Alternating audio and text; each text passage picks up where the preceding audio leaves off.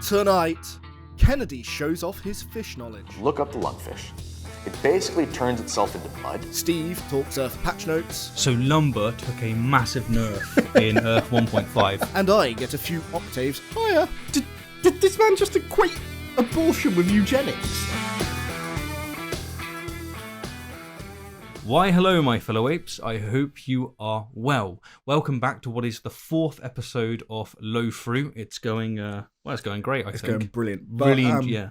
I will say, actually, on the front of how well it's going, we met the goal that Steve set for us last month, which was to do one a month, every month, for the rest of December. You're going to be getting at least one of these videos per month for the rest of the year. Man of my word, man. Yeah. Man of my word. Setting targets that we can achieve. That's what we like to do here. Yes, and you know what? We'll make this goal for 2022 as well, since we did so well on 2021. Meeting it. Yeah. Now, last month we also tackled Matt Powell. Okay, yep. The man, the gift that just keeps on giving. People say, "How do you always win the debates?" No, they don't. No. And we asked you to come up with a couple of names for his technique, let's say, of citing a source that debunks himself. And you came up with some doozies. Yeah, like, absolutely beautiful. Brilliant effort from all of you. There were so many good ones in the comment section there, but we had to pick out our favourites.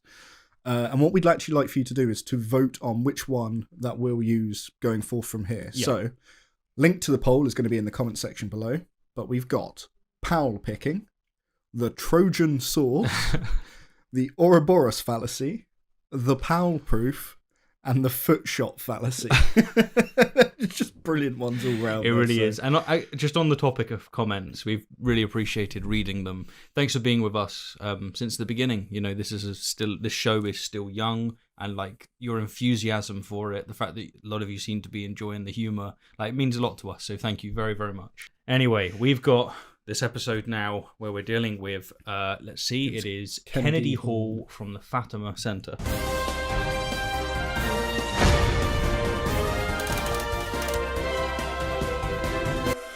What? What is that intro for an intro? That is. We've been doing it wrong. It's his stare. It's his stare. That was beautiful. I think. Yeah. I think we need an intro that good. New intro. Right. We're going to do it again. Right. Hang on. We'll start our intro again. Yeah. We're going to take his music as well. You ready?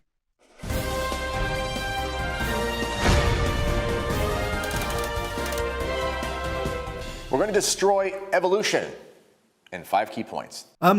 Best of luck with that one, mate. Go on. You've only got to beat Matt Powell. That's all you got to beat to not be our worst video. To not be our worst video. Yeah, that is our low bar so far. Let's have a go. But also just debunking the myths about evolutionary theory from just a strictly scientific perspective. It's not that hard to do. Oh, wow. So it's not that hard to do then? Nah, it's easy, mate. It's easy. Creationists have tried and failed to debunk evolution just countless times, right? And as we know, if you want to debunk something, the first step is to accurately understand it. Yeah, let's just see if he can. Let's see if he can do that, because I have some doubts. But also just debunking the myths about evolutionary theory from just a strictly scientific perspective. It's not that hard to do. There's a mountain of resistance, but it's not actually that sophisticated. The theory of evolution isn't sophisticated now. I mean, yeah. I mean, the principle of natural selection is simple, right? Fair enough. Yeah. But the biological and ecological processes are far from simple. Like they're not simple at all. I mean, take Hovine's favourite, right? The giraffe. Let's call it inmate 06452-017. Yeah, okay. The giraffe, yeah, okay, right. Inmate 06452-017, right. Nailing down the exact process why this giraffe has long necks, it is pretty difficult. You have the obvious one. Longer necks meant that it could reach higher foliage, so a survival selection process takes place.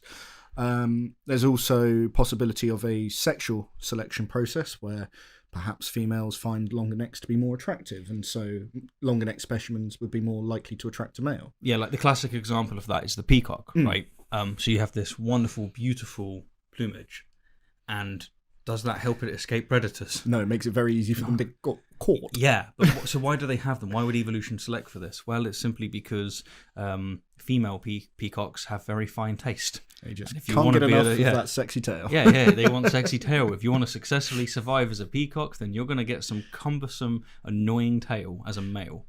So we're going to go over 5 key points that we've decided here as a team that are things that'll come up that at least can give you the ability to talk about this intelligently and make people kind of scratch their heads and go, okay, that's not as easy to answer as I thought. Brilliant. The goal is to get his audience to talk about evolution intelligently. Love it. Brilliant goal. That's a decent goal. I'm interested to see. Yeah, like fair enough. Like that's a good goal. Let's see what he's got. And I've been in this situation myself, where I've gone toe to toe with people who write, school textbooks and things like that, and I've said, listen, this cannot be taught in this manner. They think, well, you must be crazy, and we sit down, and we talk, and it gets to the point where they kind of go, yeah, I mean, those are things that I cannot answer. Who have you spoken to? Oh, like who? This just sounds like a claim with absolutely no evidence. People that write textbooks, really? Yeah. I have sat down with several unnamed popes who, after 10 minutes, said, "Oh, I was wrong about all this. Right. This happened." Yeah. Okay. Right. Brilliant. Exactly. Just never drop the names. Okay. No. Drop the names. All right. But this is great because what we're about to hear from Kennedy is 5 points that made those that write the textbooks change their mind. That's big. Yeah, it must be really, really good stuff. Really good evidence. I hope it's as good as what I said to the Pope. And with something so grandiose and all-encompassing as this evolutionary theory has societal implications, academic implications, religious implications, and so forth, we better be sure about it. Because if we're wrong, we're basically just promulgating a massive myth.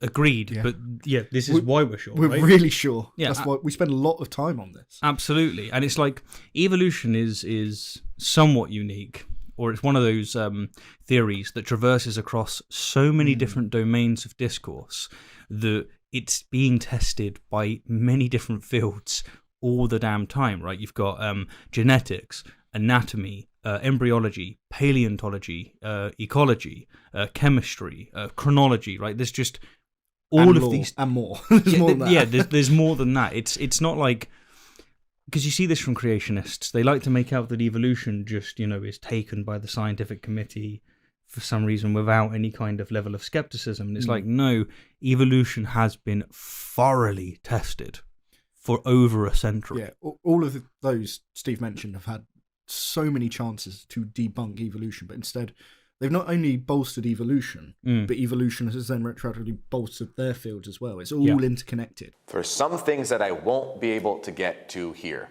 I'm not going to be able to get to things about specifics about the age of the Earth, for example. I'm not going to be able to go into the specific realities of the hominid creatures. There's lots of things I can't get to in such a short video. Hang on. He's just said it's not very sophisticated, but then he's just mentioned that there are a whole bunch of complex fields, as you said, that support evolution that he hasn't got time to get into. But fair enough, okay, right?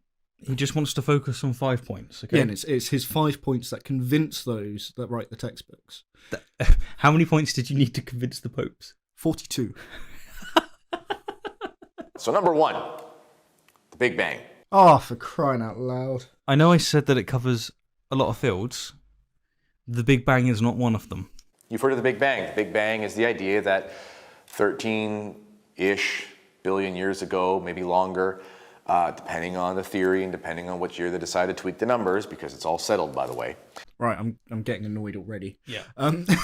No scientific theory has ever said anything is settled as such. The models adapt and change to new data. So they are our most correct understanding we have at this moment. But yeah, our knowledge isn't perfect. We're always improving the model. Yeah, definitely. And this is why we call it the theory of evolution by natural selection. The theory of general relativity, the theory of the Big Bang. Okay, so we make observations and then we update our models. And if our models just can't make sense of those observations, then we discard them. Yeah, right. Adapting and changing to new information and the observation is something that just religions can't seem to do. Yeah, this is the fundamental difference between science, right, and religion. It comes down to religion cannot change its mind. You're seeing it here. It can, right? Because most Christians today... No, the people can change their mind. Yes. The religion, as such, is sort of stuck in what it's originally got. I would agree with you, yes. But, like, most Christians accept evolution, right? Yeah, they have to come with non-literal interpretations to get there. I do agree, right? And, like, most Christians don't endorse slavery. They have to, like, somehow bypass, and I'd say, in my experience, maybe half of Christians accept homosexuals.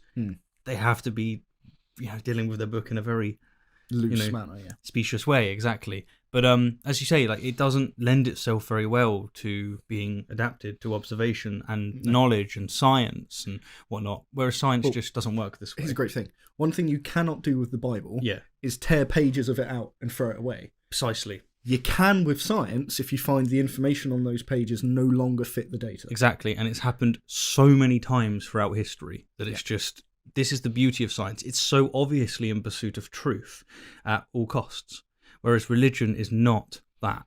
It's the complete opposite. There's this idea that basically the universe popped out of nothing, and from there we have what they call the Big Bang. Oh, it doesn't say that the universe came from nothing. Why does this keep coming up? Even a rudimentary, basic understanding of the Big Bang Theory would have you know that what he just said is nonsense. Yeah. It just doesn't claim that. No, it doesn't claim. It's an expansion. It doesn't say that this expansion is the beginning of everything. It says that everything that we observe today was compressed into this hot, dense state. It doesn't say where this hot, dense state came from because... well, we don't know. It certainly doesn't say that it came from nothing, right? No. And I'm so tired of this straw man at this point. Like, it's exhausting. Apologists have been running around with this straw man of the Big Bang, this complete misunderstanding of the Big Bang, for several decades at least, and very confidently and very strongly stated. And it's just, again, it just doesn't say that. Well, they're about to see it with the Islamic scholar that you're currently covering, aren't you? Yeah. It's he not doesn't just Christianity. It. Yeah. It comes from and everywhere. you know what? It's really weird from my perspective because I read the works of, say, Aquinas, right, which is probably a dude that this guy likes, and Aquinas gives this very cogent understanding that the universe could be eternal and yet still have been created by God. He doesn't have to. The Christians, religious theists, they don't have to say that the universe began to exist. They don't. They can still have God with a model where it's eternal. You've heard of the Big Bang. The Big Bang is the idea that 13-ish billion years ago, maybe longer, depending on the theory and depending on what year they decide to tweak the numbers, because it's all settled, by the way. There's this idea that basically the universe popped out of nothing, and from there we have what they call the Big Bang. In reality, I've heard some scientists say it wasn't really an explosion, but that's sort of a metaphor. Some say that it's more like an expansion of light. It doesn't matter. No, it actually does matter, right? There's a difference between an explosion and an expansion. It's rather like saying that it doesn't matter if God is omnipotent. Yeah, it does matter, okay? That has really serious theological implications. I mean, he also said it was an expansion of light, which is yes, that's a whole other thing there that he's making a mistake on. But very true. I actually kind of want to correct myself on what I said in our first low fruit, because a couple of you out there did pick me up on for making a mistake with they were like, actually. So an expansion is just things is moving apart, whereas an explosion is the rapid release of energy, consuming material to produce heat and light. Draw some dots on a balloon and pump it up. The dots will move apart as the balloon expands. The flat balloon in this analogy is our universe prior to the Big Bang, and the inflating balloon is our universe now. Yep. It's expanding. It doesn't require an explosion. You've redeemed yourself. I hope so. Oh, the comments are going to flood with, yes, Reese. Or there's going to go with, no, story. you've still got it wrong. It's actually quite simple to find a way to debunk this idea of the Big Bang. Wait, what? He's now debunking the Big Bang as well as evolution. Why do they do this? They always start off with this simple task of debunking evolution. They go, also thermodynamics is nonsense. Also the Big Bang. What are they doing? You're wrong, Steve. Yeah. The Big Bang is part of evolution. Fuck's sake. And you might be asking yourself, why am I talking about the Big Bang and evolution? That is what we're thinking. Exactly that. Please explain. Well, the Big Bang is basically just evolution in the heavens, and it's actually necessary for this whole mentality that we follow with evolutionary theory. Right. He's just claimed that the Big Bang is just evolution of the stars, which is astronomical nonsense. That's just not true. I know something interesting about these two things, Steve. They're not related, are they? They're not related. Yeah. But he's saying that the Big Bang is necessary for the mentality of evolution. No, they're so unrelated that you don't even need to believe in both of them at the same time. There's loads of people now that don't. Yeah, well, a good instance of this is Fred Hoyle, right? Mm-hmm. He was an atheist, and he believed in the steady state model, which is something that competed with the Big Bang until observations from Hubble and whatnot basically made it so the steady state has to go bye-bye. By the way, that's an instance of a scientific theory going bye-bye because of observations. So what we have here is Kennedy trying to pit the Big Bang Theory against Christianity. Yeah, but right? the fact that an atheist can believe in an alternate model shows that it's not necessarily... Yeah. It's not necessary, to believe in Big Bang cosmology to get to evolution. Yeah, and the opposite is true, of course, as we were just saying about Aquinas. Yeah, and furthermore, really want to make sure that he knows this one.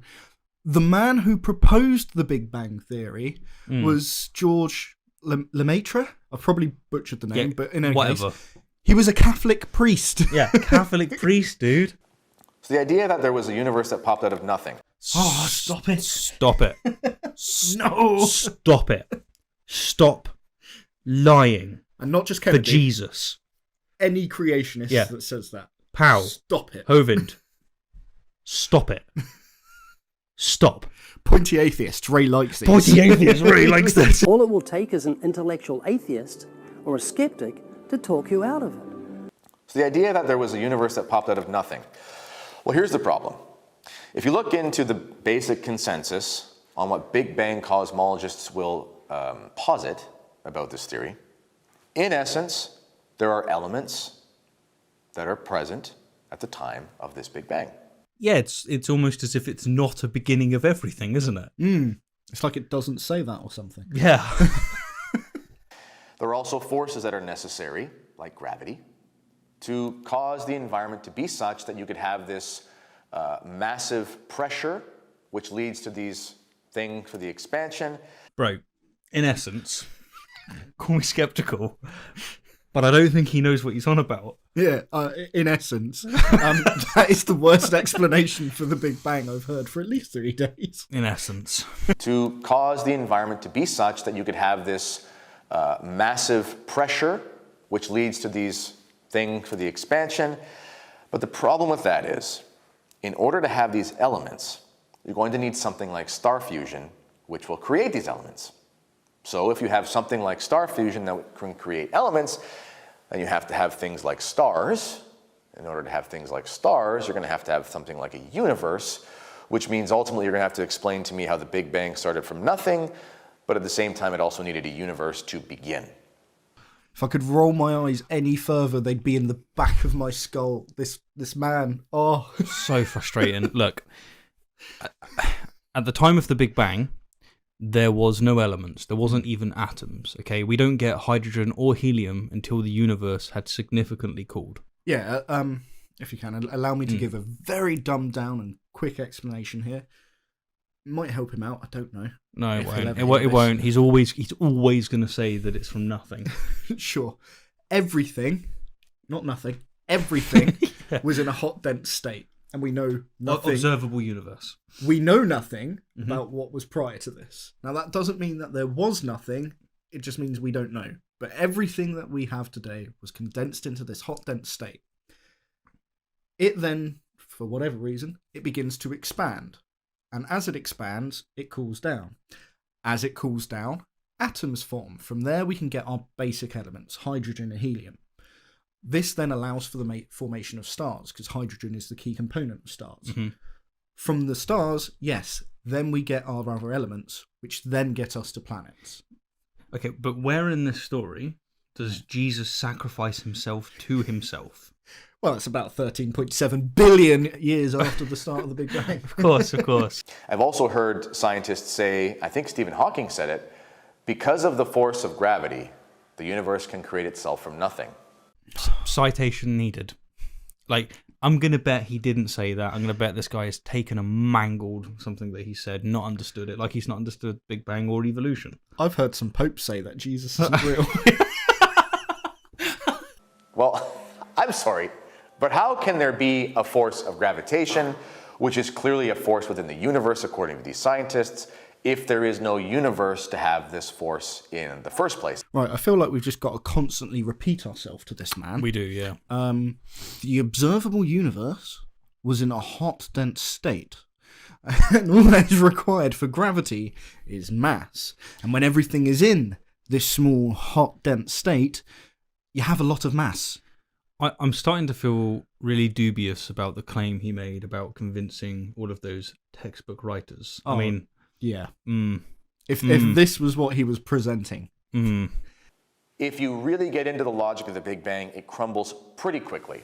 If you actually get into the logic of the Big Bang, you realise that it is simply not what Kennedy pretends it is. I can't believe he just said that. And in fairness to those who advocate for it and do essentially consider these things, you start to see these ideas of, well, the Big Bang was just one sort of creation event in a series of them where there's sort of this going out and coming back and whatever. So remember what I said earlier about updating our models with new information and scrapping the ones that don't fit? Yep. The big crunch that he's sort of describing here is pretty much been discarded at this point because it doesn't fit what we're observing, which is that the expansion isn't slowing down for a contraction, but rather that it's going to continue indefinitely. Yeah. So he's wrong again. Yeah, similar observations that made the steady state no longer viable. Yeah. Like, this is good examples of science being absolutely in the pursuit of truth. You start to sound a little bit crazy, going around the rabbit hole a little bit too much. The Big Bang makes no sense logically. You can do all of the sort of sophisticated mathematic and documentaries and CGI stuff you want, but if you're going to tell me that the universe began from nothing, but you have to have something in order to have nothing, then you start to sound like a crazy person. It's just a reality. Which is why no one says that. No one in this field ever says anything like that. No. It's only you that ends up sounding like a crazy person. Remember, step one to debunking the Big Bang would be accurately representing it. Yeah. Step one in debunking evolution would be to start with what evolution is, not the Big Bang. Yes, exactly. Honestly, at least when Powell does this kind of nonsense, it's funny. Yeah, well, he's quite memeable. Funny. This guy takes himself so seriously. It's just... Point number 2 is the idea of entropy. Oh, Entropy, man. I got a cool little story to share from my trip in Austin. Okay, so recently I went to Austin for the Faithless Forum. Awesome event, hanging out with some lovely people. And I'm chilling out with Thomas Westbrook, Holy Kool-Aid, at Walmart. Right. And we're getting food for Thanksgiving. Okay. Brilliant, by the way. I really enjoyed that. It was really fun. Was it better than fireworks? Yeah, it's better than fireworks. The Americans, they're doing well there, I've got to say. But it was, we're going through Walmart, and I'm wearing my Darwin t-shirt. Oh, yeah. Where it's got, like, on the back, it's got the dates of where he went on the Beagle. Oh, so it looks like a album shirt. It's my favourite shirt. I think it's so cool.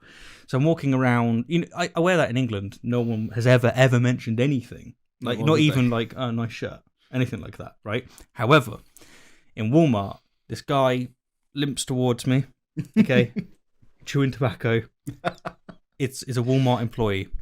And he comes up to me and he goes, Entropy. And I go, sorry, what? And he goes, Entropy. That shirt you got on's wrong. And I'm like, I forgive the accent. I won't keep doing the accent. No, please do. Okay, I'm going to keep doing it. Entropy. And I'm like, what do you mean? He goes, Entropy debunks evolution. Like, evolution, second law of thermodynamics. Look it up. And I'm like, can you tell me what the first law is? And he goes, no. I go, can you explain to me what the second law of thermodynamics is? He goes, look it up. I'm like, so he doesn't know that. No, but he's heard some idiot like this mention that yeah. Entropy debunks evolution by natural selection. So basically, he also only had a few teeth. So I was thinking, to be fair, this guy probably knows something about entropy. They're all just randomly falling out. But yeah, it was a bizarre experience. So entropy is going to comes from preachers like this, yes, right, where they drop nonsense such as this. Let's hear what he's got to have to say. Now, entropy is essentially this idea, in layman's terms, that everything goes from order to disorder. We see this not just with cosmological things, we also see people talking about things like genetic entropy and so forth. Well, here's the thing. The idea of entropy essentially posits that we have a universe that is destabilizing. And as I said, you will see scientists apply this to things like genetics. So you have things like genetics that are destabilizing. Okay, so first of all, entropy, as described as the second law of thermodynamics, is completely different to the creationist claim of genetic entropy, which is just utter nonsense. But we'll see which of these two prongs he's going to push on. Well, let's try and use layman's terms, as he wanted to go with. Yep. In closed systems, the amount of randomness will increase over time. Yes. With this order to disorder thing he's talking about, we're talking about the increase in possible arrangement of atoms. Mm-hmm. Yeah. Look, I am not fully equipped to properly understand entropy. Yeah, entropy is a hard thing to understand. Really hard thing. It's genuinely a difficult one. And frankly, if I'm not equipped to understand it, Yeah. he's not equipped to understand it, based on that description of the Big Bang earlier. And as I said, you will see scientists apply this to things like genetics. So you have things like genetics that are destabilizing. One scientist Yeah. who's a creationist, Yeah. and then he tries to apply it to things like genetics. Yeah. Not plural. One scientist. But the problem with that is that as we go on in this theory of evolution, we actually see things getting more sophisticated, more refined. So for example, you have this sort of amorphous beginning of the universe, this sort of Big Bang, and then from there you have this randomness that becomes order, which gives us the things that we need to have life. That's the opposite of things destabilizing. Right. Instances of order are still compatible with randomness. And, well, even more than that, you can have smaller open systems within the larger closed system of the universe. So in an open system such as our Earth, there is still energy being put into the system to do work. So entropy remains low, even as the overall entropy of the universe increases. And it's also... So evolution by natural selection is not random. They incessantly present it as if it is, okay? Yeah. But look, genetic mutations are random. So when like a mother and a father, or a male and a female, they reproduce and they have a baby, and the baby's going to get genetic information from both of them, but it isn't copied perfect. There are mutations, right? So that those mutations can be considered random in the sense that they're not essentially determined in the way that we would conventionally think of it, right? Okay. But as to whether or not those mutations survive is dictated by natural selection, which is just not random. No, so it's And- like a control, isn't it? Yeah, Over what is going to be picked out. It's a control. It's a selection for a certain form of order. We also see this in the human person, where they're telling us where you're going to have destabilization of the human person through things like genetic entropy, but we're also supposed to believe that we have this less sophisticated species and they turn into more sophisticated species. Let me explain his argument, because he's not going to, right? Yeah. This creationist idea of genetic entropy is that negative mutations are accumulating rapidly in the human genome. That these are then causing a decline in human fitness. That's eventually going to cause us to go extinct, right? Yeah. So some perfect design by God there, right? Yeah. This totally ignores what natural selection does with the most destructive mutations. Well, the person in question may not even be born. And if they do, they probably won't reach a reproductive age. So all of those damaging mutations are obviously, they're going to get filtered out. Yeah. And then other negative mutations, if we have medicine that overcomes it, well, it's no longer a negative mutation, because it doesn't really matter then to the selection process. Because it's contingent on the environment. Yeah, and then there's other mutations as well, like my baldness, for example. Doesn't hinder my survival at all. No. So then you're coming down into sexual selection, right? Yeah. Well, thankfully, there are at least some ladies out there that do like bald men. So, you know. That's very true. And then just to mention one more thing on that, sorry. Yeah. Negative mutations are not just suddenly transmitted to the rest of the human species. Right? When we do have a negative mutation in someone, that isn't, uploaded to the human server and distributed to everyone. So It's not going to just suddenly be spread around the world. Yeah. This whole thing is bollocks. It is, yeah. And also, like, natural selection doesn't always select for complexity or sophistication. What it does is it selects for survival. So Or it could, sexual. But sexual would also fall as survival, right? It's like, it doesn't pick you to be like a predator or like, you know, it's basically, as long as there's survivability, that's what it will select for. It does work in like paradoxical ways sometimes, right? Sexual selection is an instance of that, but it certainly doesn't always drive towards sophistication. Sometimes things that have, so you might have an organism, a species that has sophisticated anatomy, a sophisticated sophisticated anatomy, but what will happen is that they will lose that because it's no longer beneficial for them to have it. Snakes losing limbs, right? So snakes evolved from lizards that had limbs, and they've lost them over time. The mole, we mentioned the mole before, right? You have this mole, and it has eyes that are covered with skin and fur. So it can't see with them. Yeah. Which is fine according to evolution, but this is a selection away from the sophistication of the eye, isn't it? Yeah. Either that or God has a wicked sense of humor. Which primarily or previously we can't do things like read and write and speak. We don't have these faculties, which is obviously a sign of sophistication if you compare humans to animals. But then we have apparently this point where we get so sophisticated, somehow in this entropy where things are destabilizing, that we actually get more sophisticated. It doesn't make any logical sense. It does if you understand it. Like most of these things he's talking about. But I'm going to throw the entropy theorist a little bone here. Wait, does this guy accept entropy or not? No, so what he's trying to do is use entropy to prove that entropy doesn't make any sense. Yeah, okay, It's, right. It's Right. this thing, you see so many creationists do this, where they want to use science to reject science, but then say that their science works. Yeah, it's like an internal critique. He's trying to use things that his opposition accept to show that they're not compatible, kind of thing. So this guy, Kennedy, right? He rejects evolution by natural selection. Yeah. He rejects the Big Bang, and he rejects entropy. Yeah. Okay. Sometimes I think the truth of the faith actually get mixed in because the truth can't help but reveal itself.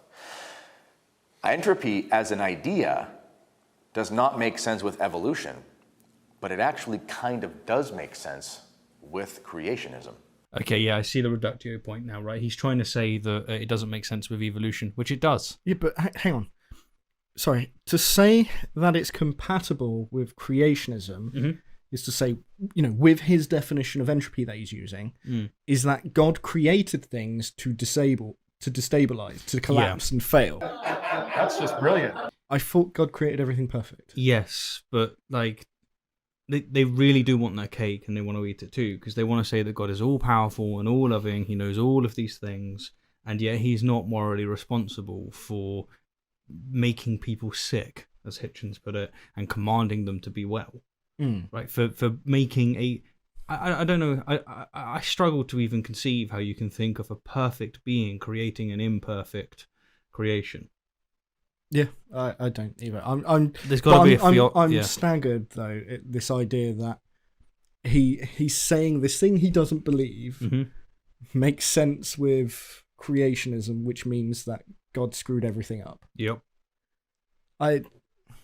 Move on. Because we believe that God created things in a state of perfection. And because of sin, things have started to destabilize morally, but we see this in the physical realm. Okay, well, he admits it, yes, that God's creation is collapsing. So God's creation was so perfect, it could be damaged. No, destroyed by a man eating an apple. So perfect that he had to destroy the entirety of his children to start again. And so perfect that after he started again, he wasn't able to fix it properly, and it's continued to break ever more.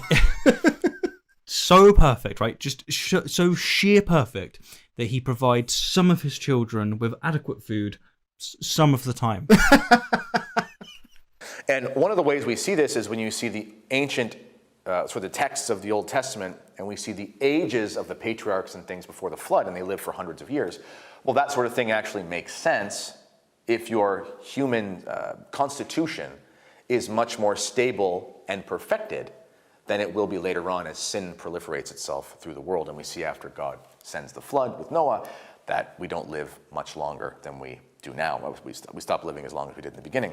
Dude, God is a terrible developer, okay? Because in Earth 1.0, Earth 1.0 was accidentally hacked by Adam and Eve, but his subsequent updates have just broken things even more. Yeah, he released version 1.5 alongside the flood, but that broke things even more, as you said, and now we don't live as long. And we can no longer even build wooden ships to the size the Ark would needed to have been to hold that many creatures. Very true. We can't get it to that scale now without it breaking under the stresses of ocean travel. Yes, so lumber took a massive nerf in Earth 1.5. That's the one, yeah.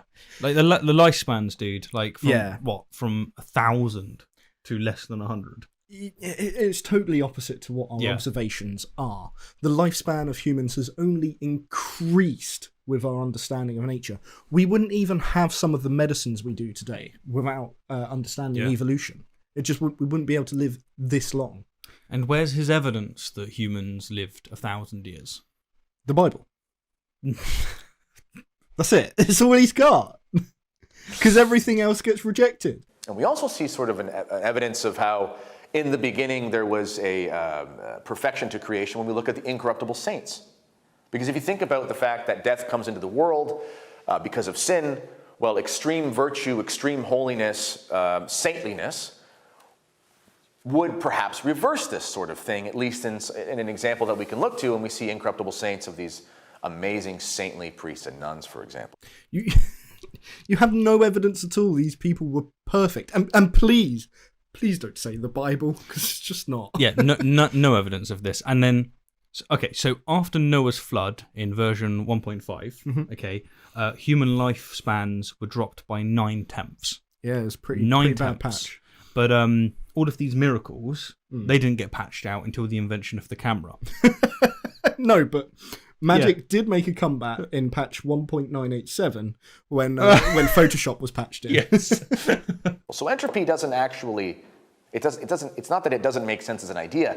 It's that the scientists are telling us that entropy is a real thing in the universe, but at the same time for evolution we need the opposite of that to happen. No. So it has to be one or the other. You can't have two contradictory things at the same time. You can if you understand them. They don't contradict, you witless beetroot. Number 3 is the idea of random mutation. This is pretty easy to debunk. We know what random mutation looks like. Random mutation looks like basically severe handicaps.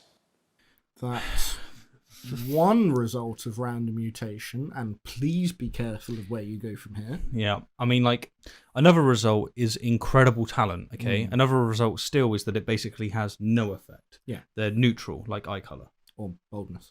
When people study cells, and they have these generations of cells, and there's a lab near Ottawa that does this, where they have these cells essentially regenerating, and they're creating millions of generations in a very short amount of time. Whenever there's a random mutation, it actually destroys the cell line. It actually creates things that deform the cell line. So technically, every change is a deformation of the previous form. Yeah. Good, bad, neutral, doesn't matter. It's deformed. Yeah, deformations towards what? Greater neck length, or it could be greater eyesight or harder skin. And like these deformations, these genetic mutations are corruptions of the prior forms. Yeah. But whether or not they're preserved or, discarded to history is dictated by natural selection. So again, it's not random. It's just not random. And he's also not understanding what that means. Yeah. And when we see this in people, it creates these severe disorders and handicaps that cause a lot of suffering. So we have no evidence at all. We have no evidence at all that random mutations, so-called, actually do anything beneficial to the human species. Yes, they do. Yep. Okay, so say a mutation resulted in one being able to digest lactose. Is that an advantage or a disadvantage? Yeah. Oh, wow. You know, what about resistance to disease or lack of wisdom teeth? Well, these all seem like they're destroying us. Yeah, they're totally just destroying us. Honestly, It's unbelievable. The sheer confidence in which he's been saying these things just bellies the ignorance from which he's making them. Random mutations, again, seen played out. I've been to an orphanage in Mexico City where children have very severe handicaps, mutations, birth defects. And it's very sad. I've spent lots of time with them, and it is the furthest thing from, let's say, a physical improvement to the human person. There's a lot of things that creationists say that I can laugh at. But it's things like this that just infuriate me, okay? Right? So, bring it down a bit. Not all mutations are beneficial, but not all are detrimental, okay? But the real fact of the matter is this. You believe your all-loving God gave these children the things from which they suffer. Your all-loving God torments them. Nature, it's brutal in its apathy, okay? Absolutely. But if your God exists, then he is the most abusive tyrant possible. Amen. And what I will say on top of this is that this God, this father figure, right, he torments his children because their great-great-great-great-great-grandparents took an apple. Yeah. And they were ignorant of what the apple would do, which is give them knowledge, because for some reason knowledge is the enemy. Like, religion can get people to speak so stupidly. And this in this story, this is an apple which God supposedly created, knowing that if they ate it, it would then cause infinite pain to his infinitely ignorant children and all of their descendants. All of the descendants. And then he left it where they could find it. So he set them up to suffer eternally. Yeah, and Genesis is quite clear. They didn't. Adam and Eve didn't know any better. No. Didn't know about knowledge. They had no knowledge of good and evil, which means that, if someone does something bad, but say a child does something bad, like a young child pushes down a glass, but has no conception of what they've just done, no conception at all, like Adam and Eve had. Well, do you remember they didn't have knowledge yet? No, none. Do you blame them? No. Do you punish them? Do you infinitely punish them? Do you infinitely punish their great-great-great-great-grandchildren? Like, this scapegoating nonsense is just so barbaric. No, when you read these parts of the Bible, it's some of the most just abhorrent stuff I've ever read. Yeah. That people believe this is a good thing. I don't understand it. Poison. I hate it. Poison.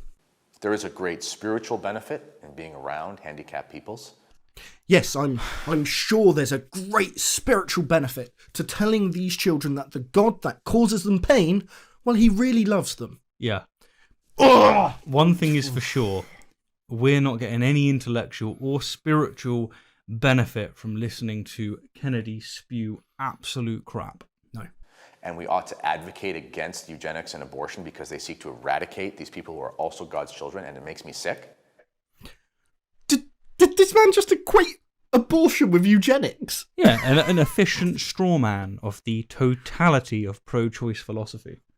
Oh my God. But we cannot say that random mutation actually does anything to evolve the human species. Describe to us the role of natural selection in evolution.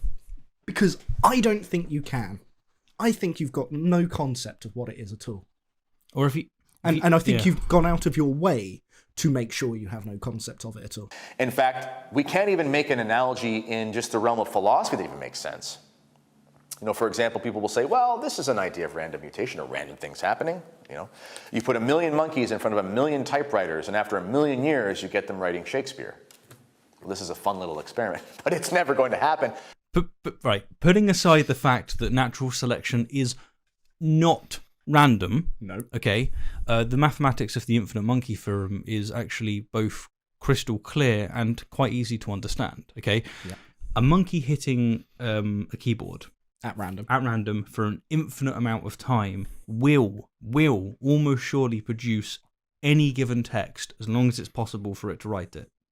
That's just the way that it works, okay? Yeah, because every possible combination will come up. Yeah, an infinite number of times. As long as it's possible. This theorem is used to demonstrate just how unintuitive the infinite is. Mm. And Kennedy is just wrong. He's just wrong when he says that this will never happen. Yes, it would happen. It's just nothing more than a personal incredulity fallacy. Yeah. But again, he states it with very, a lot of confidence. Yeah. But also, you're forgetting the fact that the typewriter already exists, and that typewriter is made by an intelligent mind, and it has an ordered way of operating. You can only do English letters, and you have to do them a certain way. The language already exists. There's nothing random about that. Yes, a typewriter is made by an intelligent mind, which is why you couldn't make a typewriter. Look, the infinite theory, the infinite monkey theorem is a metaphor. It's not to be taken literally. It's a metaphor to illustrate one of the weird and paradoxical things about the infinite. I don't know why he's taking it literally, but it's effectively a straw man to do so, by the way. And again, he's pretending that evolution is completely random, which means he either doesn't understand it or he's just ignoring it. Yeah. But he does say, even if this is true, somebody else made this thing. So He did. People will say, well, no, randomness can make order. If you put laundry in a dryer and you let that go endlessly, I had a student say this to me once, and you let that go endlessly, or you do an infinite amount of cycles, eventually, by the odds, the clothes are going to come out folded.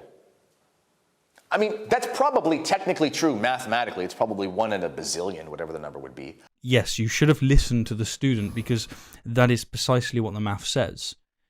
If you repeat an experiment an infinite number of times, then every possible outcome will turn up an infinite number of times. But you're forgetting that the laundry machine is already designed, and it can only go in a certain direction.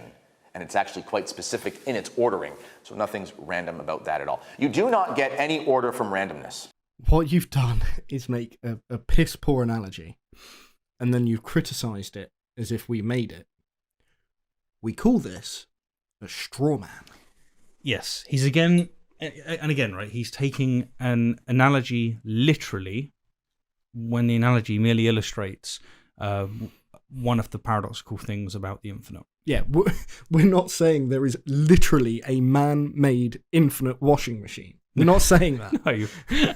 It doesn't happen. It doesn't matter how much time you give yourself. And maybe this is a subheading of random mutation. It's this idea that we can have anything happen with a limited amount of time, unlimited amount of time. No. Your cereal box will never jump out of your cupboard, pour itself into your bowl, and the milk will not walk out and pour itself on top. I don't care if you give it 50 bazillion, trillion, gajillion years. Something like that, randomly, is never going to happen. Right. This new analogy, okay, doesn't map onto the infinite monkey theorem, which doesn't map onto natural selection. No, he's just spraying shit faster than a man with diarrhea after a curry. Now that is how you do an analogy. That's how you do an analogy. Also, look, in this scenario, he's described what he's just described. Is it possible? Right, that's the question. Did what he just described with the scenario he set up there? Yeah, the cereal coming out and pouring a bowl. Is that actually possible? Because if it's not, if it's impossible, then the probability of it occurring is 0. So you can run the trial an infinite number of times. What's the chances of it turning up? 0. It just won't turn up. So the infinite monkey theorem is used to describe events with non-zero probability. There has to be a chance of it occurring. Yeah, when you're typing random keys for an infinite amount of time, it's possible that they could type something like Shakespeare. The monkey is already doing an action. Oh yeah, that's true. And the washing machine, in this case, is already spinning. With the box sitting in a cupboard, it's a non-event. Nothing is occurring to then randomly produce a result. Yeah. You need order from intelligence in order for these things to happen. Any improvement is not random. You don't need intelligence, and if you had intelligence, you'd know that. Point number 4. We're going to call this just inconvenient truths.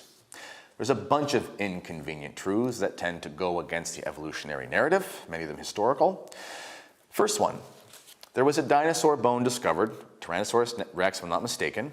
He's going to mention Mary Schweitzer. He's going to do it. He's going to misrepresent her again. Oh, man. First one, there was a dinosaur bone discovered, Tyrannosaurus rex, if I'm not mistaken. I believe it was from Death Valley. That's a famous place in the Midwestern United States. The dinosaur bone story essentially goes like this. A woman named Mary Schweitzer. Yes, I can. Cool. We can see it going to happen every time. Can creationists please leave this poor Christian alone for Christ's sake? I honestly, I feel terrible Yeah. that she's so constantly misrepresented by these creationists. Poor Mary, like, for crying out loud. German background, she was raised evangelical Christian, went off to university, discovered the big bad theory of evolution, and became an agnostic. He just lies so just Easily. blasé, just lies just with no issues, because Mary is still a Christian, okay? Yeah. She was a young Earth creationist, believing that the Earth was 6,000 years old, and she rejected evolution. Mm-hmm. And there's a very cool interview with her. I'll bring it up, okay? Yeah. So she wanted to prove evolution wrong to a university lecturer, but after 6 months of looking at the evidence, not just 5 minutes listening to other creationists, she realized she was wrong. So she was a skeptic of the traditional Christian dating of all these things. She sort of rejected it, which is important for the story. She's discovering in this place where there's tons of these dinosaur bones, and essentially through a series of events of having to move one bone, they ended up slicing it in half. I don't know why they do this, but apparently they do this for research. Apparently. If you don't know why they do it, you should probably, I don't know, try to find out before then using it as evidence. Right? Yes. All you've done here is demonstrate you don't know what you're talking about. So let's do what he won't and actually look this up. 12 seconds later. Right, it was broken for transport. Now that wasn't hard, was it, Kennedy? She ends up finding within the bone something that looks like organic tissue. I would stop there for a second. It's impossible given carbon dating norms. Whoa, wait, why is he bringing up carbon dating?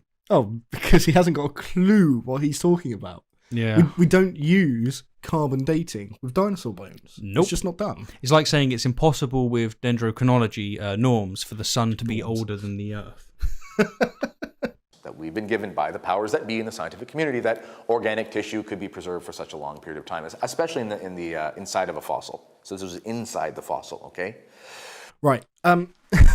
This organic tissue needed to be soaked in an acid bath to demineralize it. Mm. They then found collagen fibers, and now we think that the preservation process required for these to remain is more common than we originally thought, okay? Yep. Carbon-14 dating says nothing about being able to find these. Nothing. Organic tissue. Well, she investigated the organic tissue, and she ended up finding things like red blood cells. Impossible if this thing is, I don't know, how old are T-Rex is, 60, 80 million years or something like that? Impossible. That is just personal incredulity. It's impossible. Impossible. But humans living for 1,000 years. Possible. Yeah. As we talked about in the episode with Matt Powell, go watch it if you haven't. Brilliant fun. Yes. What was discovered was a cross-linking process involving iron. It creates chemical bonds between the proteins in the tissue, which then prevents its decay. This is a process we've known about and understood since the 1860s with formaldehyde, okay? This is just a slightly different process where it uses iron in the blood. It's the same thing. We know what it is. We've used it for ages. Stop claiming it's impossible. Impossible. Well, the thing about these organic tissues, they could be dated using these carbon dating techniques. You are not going to get an accurate result using carbon-14 over, say, uranium-238. No, you're right. But what about uranium-235? Yeah, that'll work. Potassium-argon dating? Yep. But not carbon-14? No. Not carbon-14? No, okay. Not carbon-14. What about if we use the Bible? No. The Bible can't even be used to date humans, for crying out loud. Well, the thing about these organic tissues, they could be dated using these carbon dating techniques. And they ended up finding out that these were about 6,000 years old.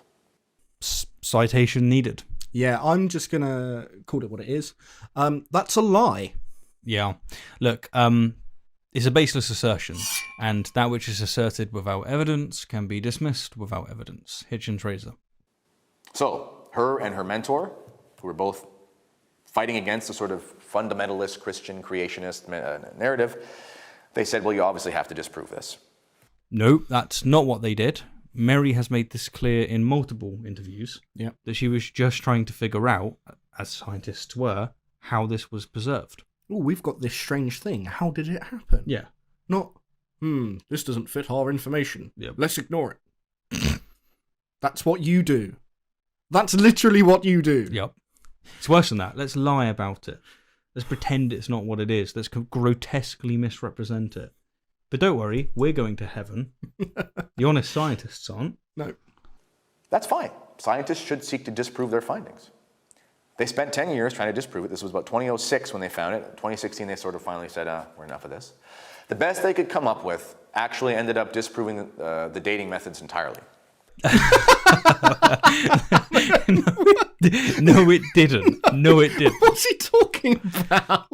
Reese, I found this new way that we can preserve proteins for longer than we previously thought. Wow, that proves radiometric dating doesn't work. The one idea that they came up with was essentially, and I remember reading this about her, I think it was Smithsonian Magazine. I remember reading this. Why don't you remind yourself before you try and present it as evidence? You might not have fucked it up so bad when misrepresenting it. Yep. The one idea that they came up with was essentially, and I remember reading this about her, I think it was Smithsonian Magazine, and it was put forth as some triumphant article, ended up making the whole thing look really stupid, which is common in these magazines. But anyway, she basically found this ability, or this potentiality, that something like iron deposits in the soil and the waters that were around these things could, in theory, throw off the dating techniques, and they could be much older than they actually manifest themselves. It's talking such hogwash. That's amazing. That just complete misrepresentation, right? Look. Woefully misrepresenting what happened. First, it's not iron in the ground, it's iron in the blood. Yeah. Okay.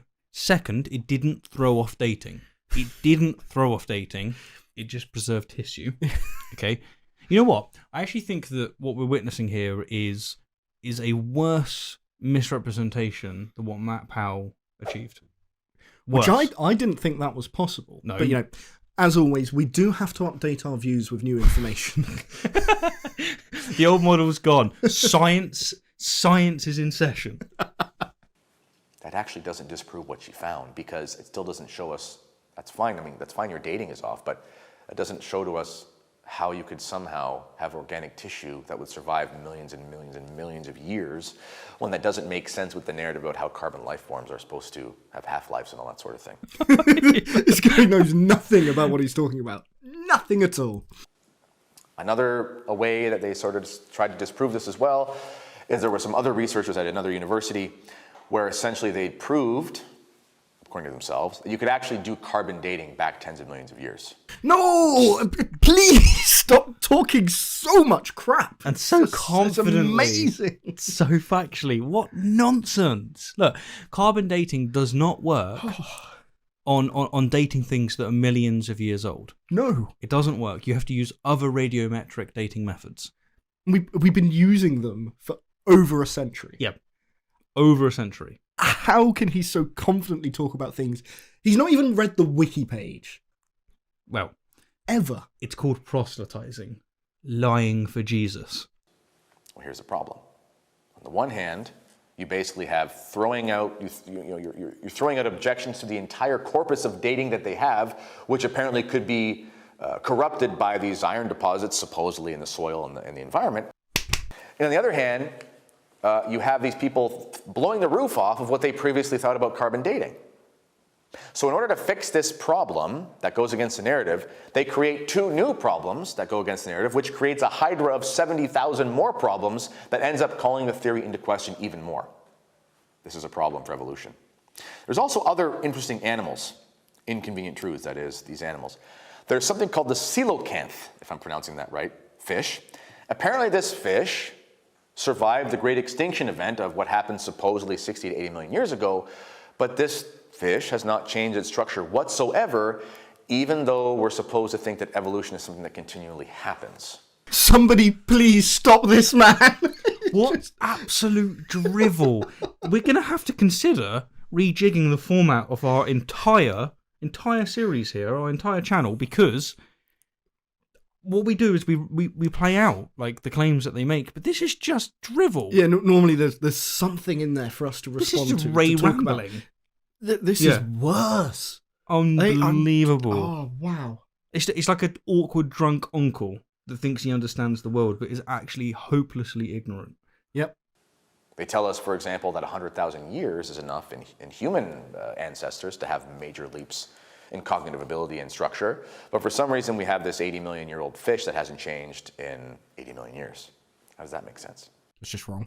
It's just wrong, yep. Look, the coelacanth is an order of fish that has 2 living species. Yeah. And they absolutely have changed. Mm-hmm. However, they're still like so close to their ancestors that they are within the same taxonomic group. Yeah. They have so few predators in their parts of the ocean that natural selection it's not driving any significant change to their morphology. Yeah.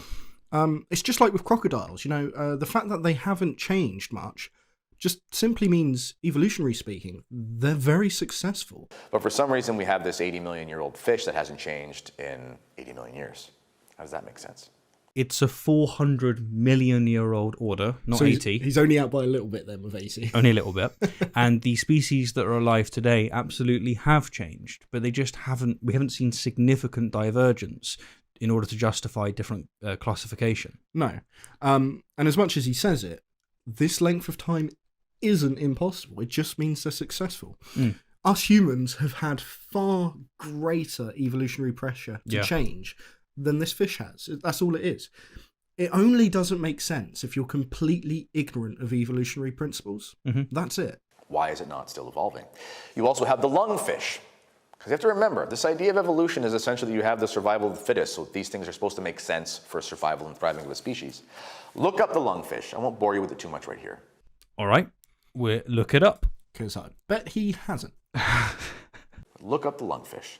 It basically turns itself into mud somehow. Yeah. Okay. Wow, he definitely didn't look it up. He definitely did not look it up. Unbelievable. Okay. And stops breathing and has a heartbeat every few weeks or months. What a stupid thing to say. Just, okay. Let's go. It basically turns itself into mud somehow and stops breathing and has a heartbeat every few weeks or months for a time. Might be a series of days. The point is, it doesn't fit reality. And then at a certain point, it sort of gets rehydrated and goes back into the water when these rising levels of water in these hot places in Africa. He's almost looked it up, but it's kind of amazing how wrong he's got a lot of that, right? Right, and what a surprise, okay. The African lungfish does not turn to mud. No, like anyone watching would have believed that a fish can become mud. Mm-hmm. To begin with, okay, the lungfish, as the name is going to suggest you, it has a lung, which requires it to surface above the water to take in oxygen, because their gills don't work, okay?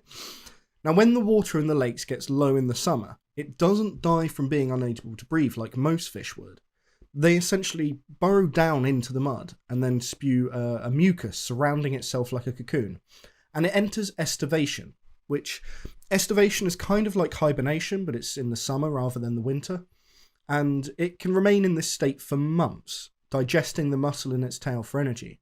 Now, most creatures, when they enter hibernation, they digest fat, but this fish does the muscle in its tail.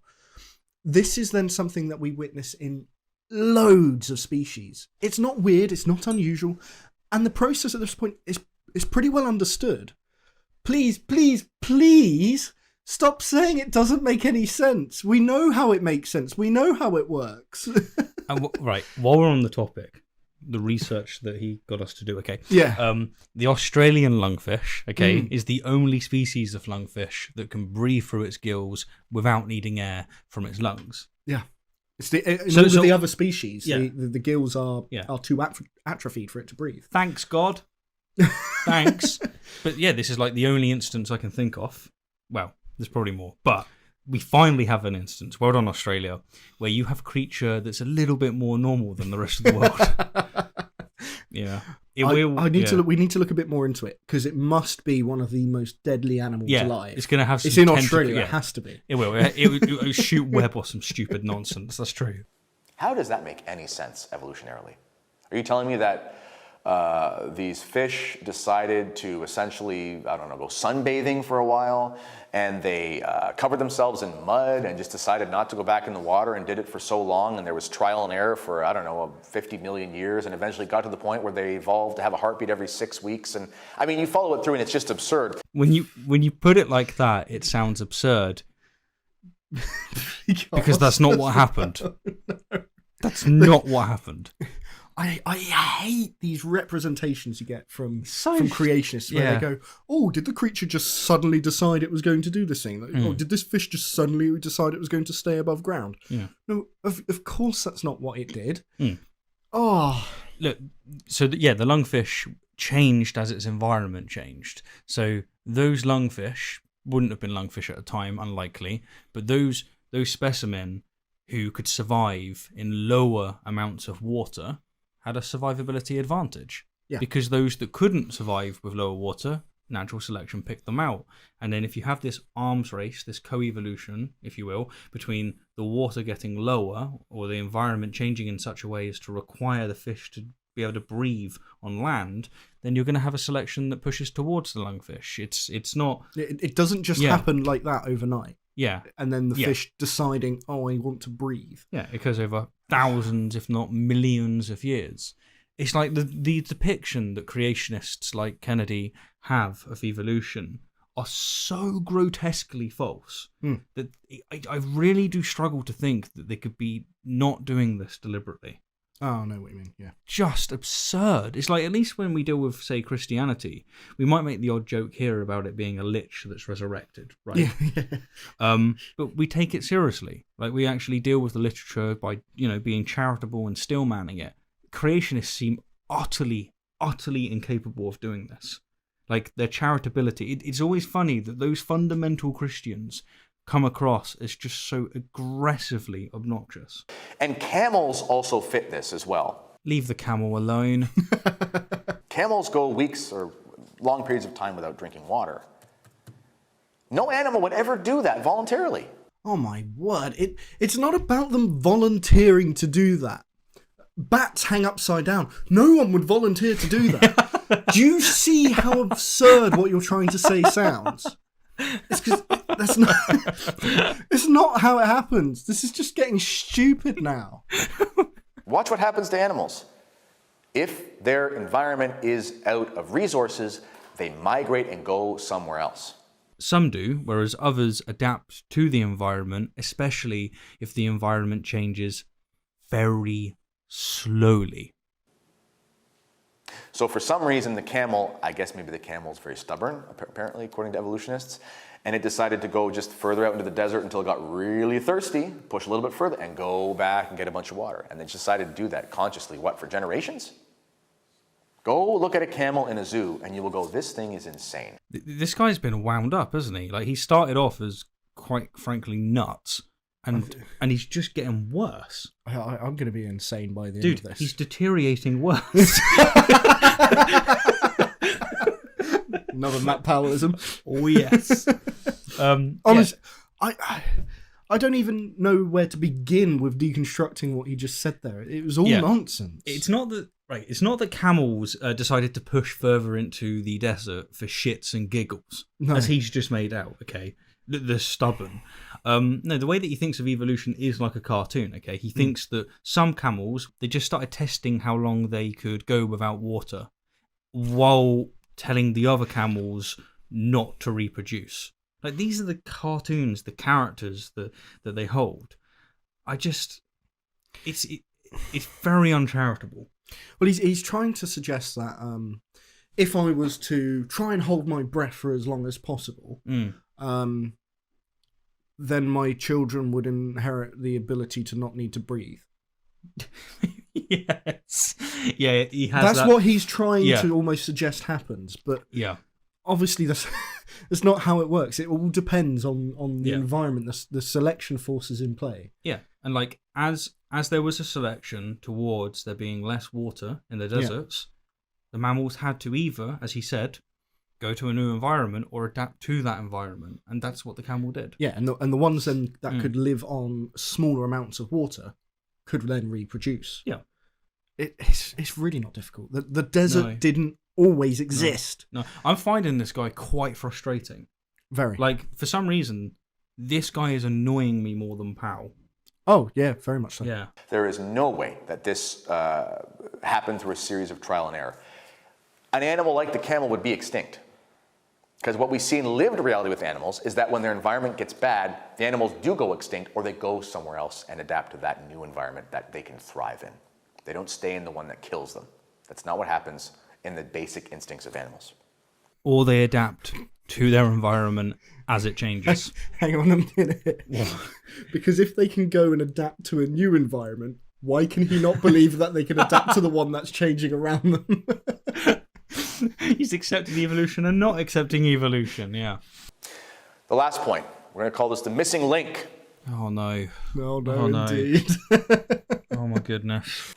My favorite author, G.K. Chesterton, he said, the only thing we know about the missing link is that it is, in fact, missing. Why has no one found the missing link between modern humans and ancient apes? We did find it. It's called Homo erectus. We're going to call this the missing link. Then you have proven my case, sir. For no one has found the link between apes and this Homo erectus. Yes, they have. It's called Homo habilis. We're going to call this the missing link. Fair enough. But where, then, is the missing link between apes and this Darwinius Macilli? Fun little wit there. But the missing link is this idea that you're going to have these aha smoking gun moments where you find in the so-called fossil record evidence of something that proves your point. Well, this is actually sort of a logical fallacy. Wait. So, predicting that you'll find something if your theory is true is a logical fallacy.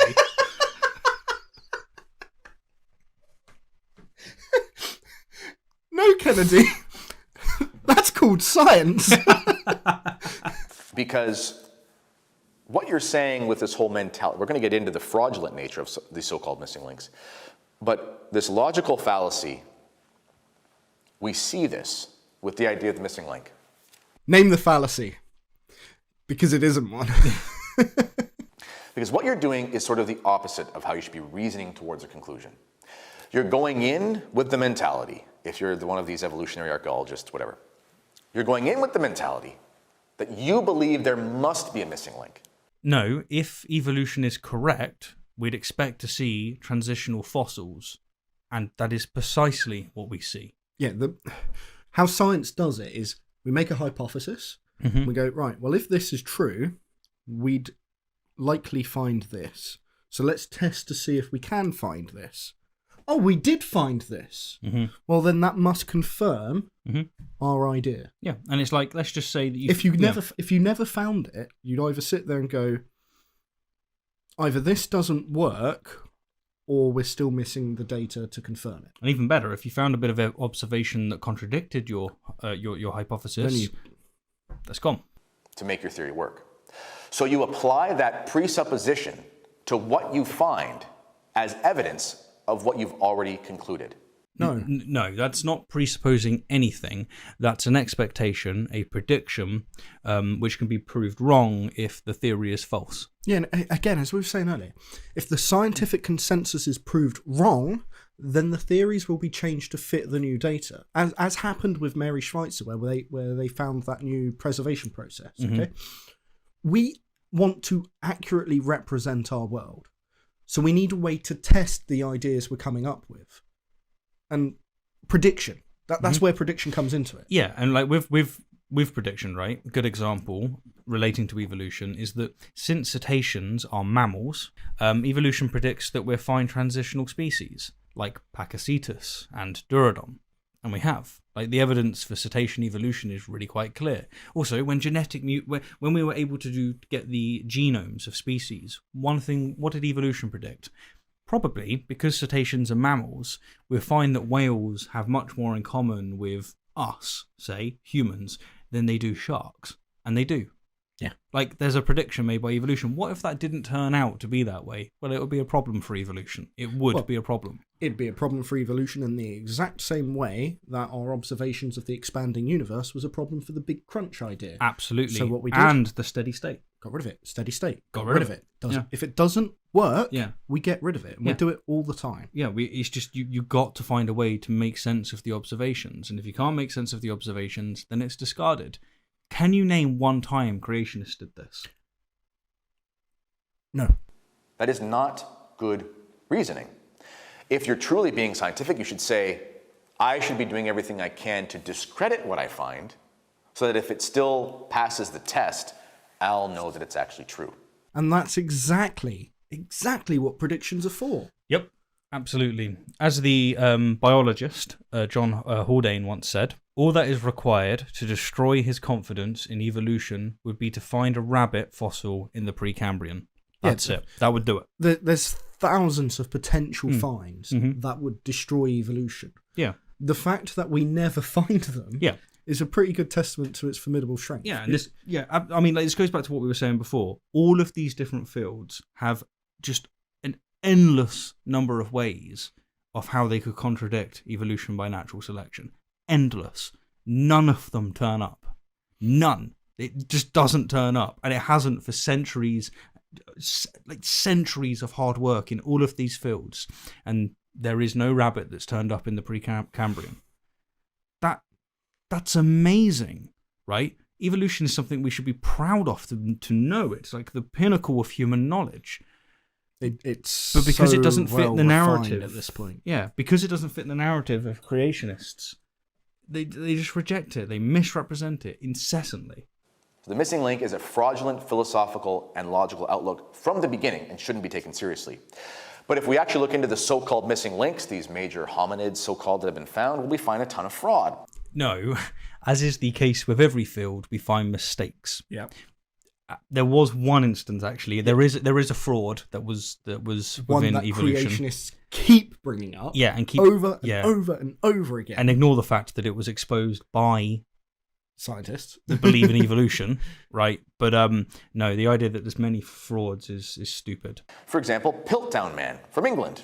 This was found, over 100 years ago or so. It was actually a fraudulent skull. I believe it was mixed with bones from a chimpanzee. They even did things like, add some sort of stain or painting to it and sanding it down to create some sort of Piltdown Man. Well, as you can imagine, the scientists were so happy about this that it turned into this whole idea, and they were recreating entire scenes and the rest of the skeleton from just ahead and so forth, and it was a disaster. It was turned out to be a fraud, which you can find in the mainstream literature. The funny thing is the fact that he acknowledges it was revealed as a fraud only strengthens our position. It was scientists themselves who discovered and exposed this hoax and removed it from their studies and research, and then they strengthened their methods to weed out future forgeries. So this only benefits us. Yeah, you can't use the mistake of scientists, being convinced of a fraud as proof which was corrected. Yeah, which was corrected as proof that science doesn't work. No. Right? You just can't do this. The correction itself demonstrates that science does work. Whereas the Catholic Church still can't correct that, condoms don't cause AIDS. There was also Peking Man from Peking, China, which is a big fraud as well. Somehow the bones just went missing about 50, 60 years ago, and we've never seen them since, which doesn't happen with things like this. What do you mean this just doesn't happen? I mean, the specimens, right? They were being transferred in 1941, and do you know what else was happening in 1941? Oh, there was a big war or something. I've heard something about it. Yeah, World War II. World War II. And within it, Japanese and German navies were attacking merchant ships, and one of the ships they attacked was the one that was carrying Peking Man. Yeah. And that ship, it's never been found, has it? No. So a ship was attacked, sunk, and not found after. Do you know how many ships have been sunk and not found? Are they all frauds? Are they all frauds? There's loads of ships that this has happened to. And there's plenty of ideas of what happened to the remains, okay? Like, I guess the most obvious and straight up is that it's at the bottom of the sea. Or it's been ground by the sea. But that's the other one, that it's been ground for Chinese medicine. Yeah, okay? Locals found it and then used it in medicine. Can you just imagine? That's entirely possible. Such a weird thing. It is very weird. We'll have to talk about that one day. We will. But again, this doesn't make it a hoax. Like, he's just saying there's several hoax. And one of the men who was on this research team was actually Teilhard de Chardin, who was an arch heretic in the church and a probably demon-possessed priest.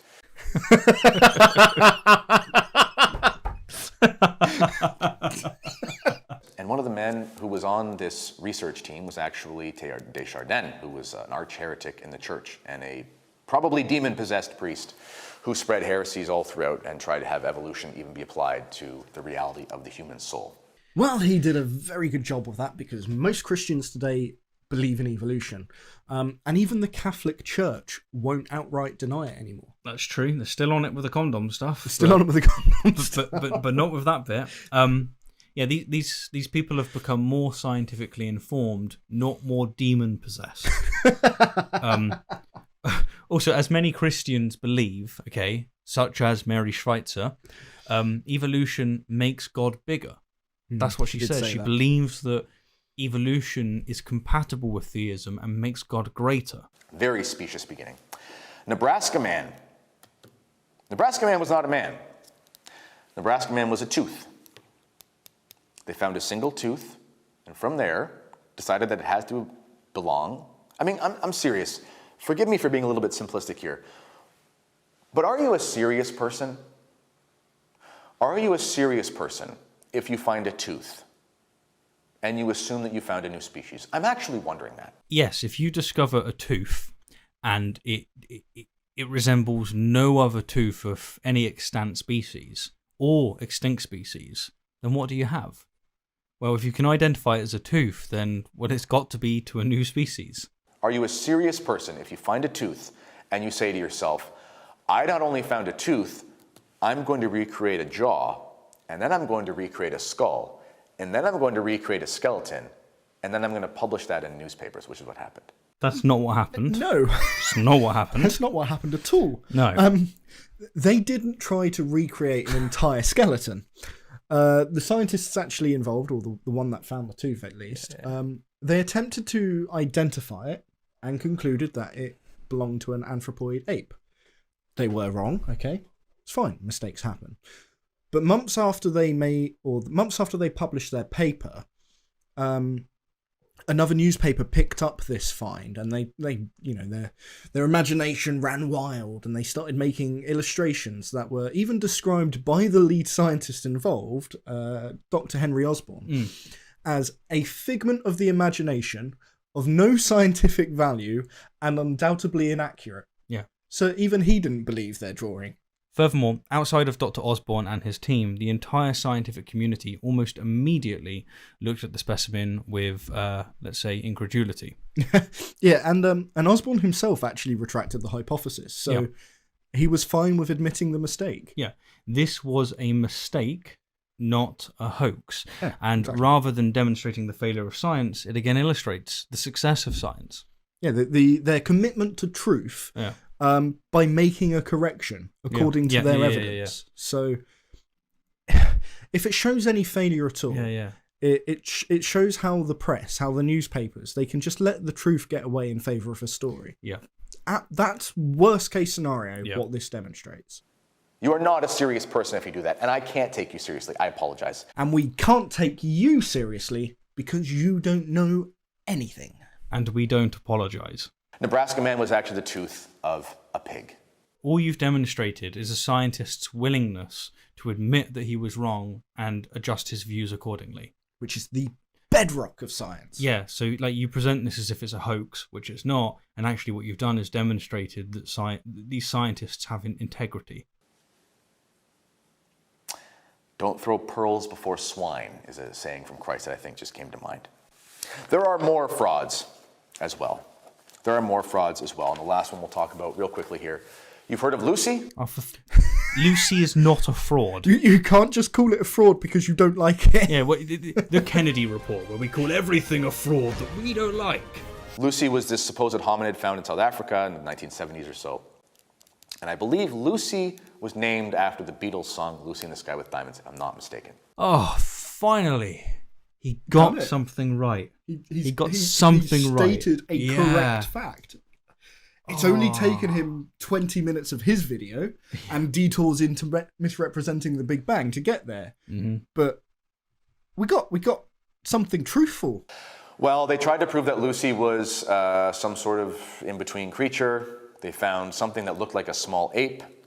And the researchers were so convinced that they knew how Lucy was supposed to stand that they actually ended up drilling into her hips and making her stand up straight, because they said that's how she actually would have, but her fossils were distorted by the process over these hundreds of thousands of years. Right, so we found over 300 individuals of Afarensis, not just Lucy, exactly, and we know that Afarensis walked up straight. Okay, we know this because of their pelvis shape, their knee joints, structures of their neck, and their heel bone, which have the same adaptations as modern humans. It's really interesting. And we have further evidence with the Liatoli footprints, which, by the way, it's the Liatoli footprints and not the Liatoli foot and handprints, okay?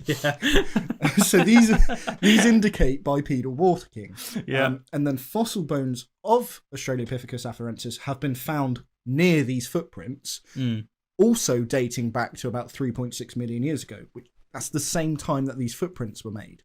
Yeah. So a bit of corroborating evidence and... Yeah, I mean, like, also... Okay, bit pedantic on my part, fair enough, but Kennedy said hips, plural, but we only found one of Lucy's hip. Yeah. Okay, you'd think he'd want to, like, go, she is a fraud, the other part's missing. Look, and when he says that we drilled into her hips, we frankly don't know what he means, because when you Google Lucy and drilling, or Australopithecus afarensis hip drilling, nothing comes up. And he, as always, doesn't provide any source. He's just getting it from the top of his head, you know, from that time where he destroyed the textbook writers. Yeah. Given a little bit of leeway here, I'm assuming what he means is that when they were pinning her together for display, that's when they drilled into the hips, and he's saying that they did it wrong. He must be saying, but I don't know what he's saying. So I don't know what he's saying. Well, that's what I think he's saying. He's essentially saying she shouldn't have been standing upright, but when they pinned her to display her, that's what they did. But as you said, we have reasons to believe they walked upright. So again, these scientists knew much better than everyone else. They know better than you. Most certainly. And they were able to tell us what actually happened, even though they never saw it happen. Oh my God, we don't need to see everything that happened. Hang on, sorry. Christians do this all the time. They claim that they know Jesus resurrected, even though they never saw it. So... Yeah. Sorry, Kennedy, what's the deal here? Can you infer information or not? Yeah. Because you never saw Jesus resurrect, so how can you claim that it happened? Also, Reese, how do you know that this house was made, even though you wasn't there to witness it being made? I live in it. I'm suspicious. Last thing I'll say about this sort of missing link, there's actually such a small amount of the actual bones of the supposed hominids that I believe you can actually, and I'm not talking about all fossils, I'm talking about a small amount of the actual hominid fossils, so-called, that you can actually fit them in the back of a medium to large size pickup truck. We have found over 6,000 hominid individuals, so that must be a pretty cramped pickup, right? Yeah. And remember, fossilization is rare. We only have, I think it's 32 T-Rex fossils. Mm-hmm. I'm pretty sure more than 32 T-Rexes ever existed. Yep, it's a good example, but I mean, you only need one. Lucy is enough on her own to really, really cause problems for creationism. And I think that creationists hate Lucy because when they look at her bones, they are forced to recognize the folly of creationism.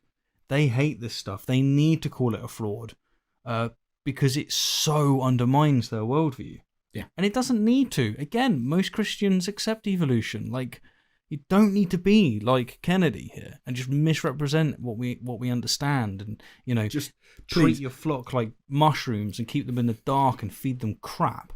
I have much more respect for someone that says God flicked the stone that set the Big Bang in motion, or set evolution in motion, than someone who will outright deny the universe, the world that we actually have, and the facts that we have that support our theories. Yep.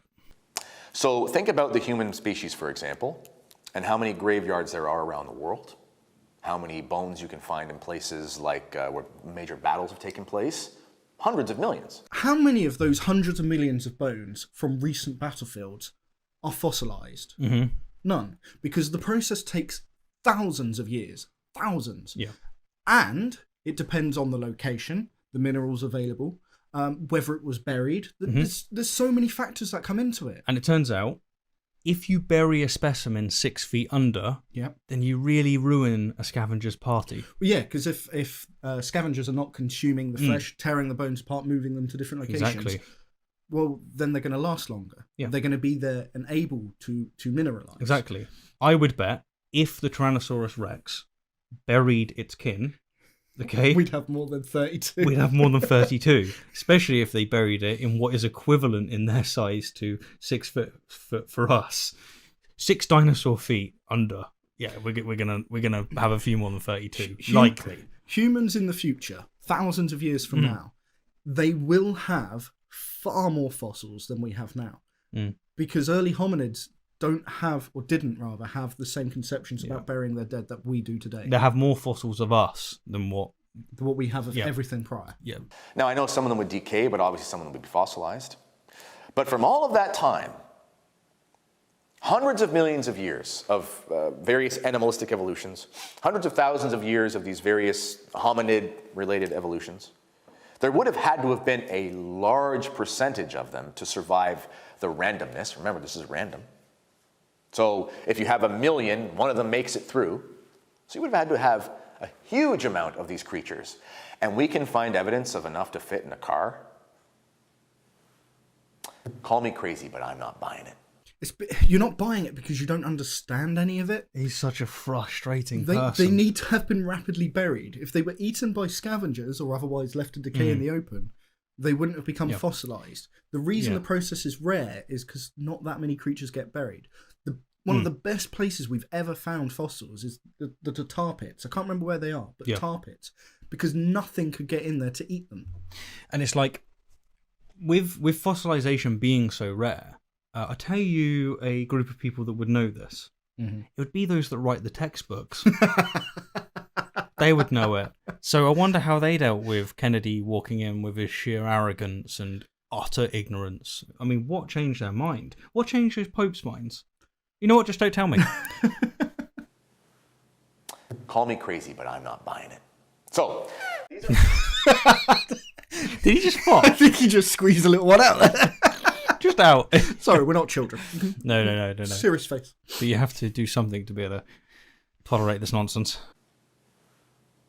Call me crazy, but I'm not buying it. So, these are 5 points to debunk or destroy the specious theory of evolutionary theory. No, this has been 5 instances of complete and utter ignorance wrapped in pretentious, condescending arrogance. And yeah, only 3 of those 5 points actually had anything to do with evolution as Yes, well, true. so it was pretty terrible all around. Yeah. All right, let's wrap this bad boy up, because this has been a long one. Actually, before we do wrap it up, do you think this video was worse than the Matt Powell one?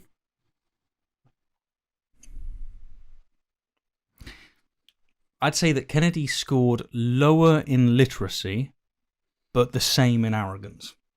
Maybe even also lower in arrogance. So lower in literacy, lower. Okay, so he's about on par then, really. This guy is a piece of work. I think that this was worse. What? Because is the king been dethroned? I think that this was worse because Matt Powell, while it was unintentional, he at least made me laugh at his terrible straw man. That is true. He's funny. Yeah. This guy had nothing going for him. No. Okay, I can understand. Oh, well, let us know what you think in the comments, because I think they're close. I think they're close. Yeah. And we definitely had to take more time. To Yeah, I'm sure it shows. This guy annoyed me more than Matt. Yeah. But I don't know why. All right, so wrap up time. Wrap up time. Here it is. Thank you Reese, for making it. He's got a all channel. the way through. Yeah, thanks for making it all the way through. He's got a channel on history. Check out if you actually- want. If you don't want to, don't worry about it. I'm actually. You're giving your. We didn't do your terrible intros. You're giving me a terrible outro. Nah. Thank you. Yeah. But on that front, on the channel front, I do want to say actually thank you very, very much for everyone that has come over to check my channel out, because thanks to all of you, I have now broken 1,000 subscribers, which is obviously a big milestone for someone who's trying to get their channel going. So yeah. Thank you so much. You've left me such wonderful comments as well. Really appreciate it. Dude, he was a absolute basket case. Absolutely. That was awful. Like, what an awful individual. What the hell?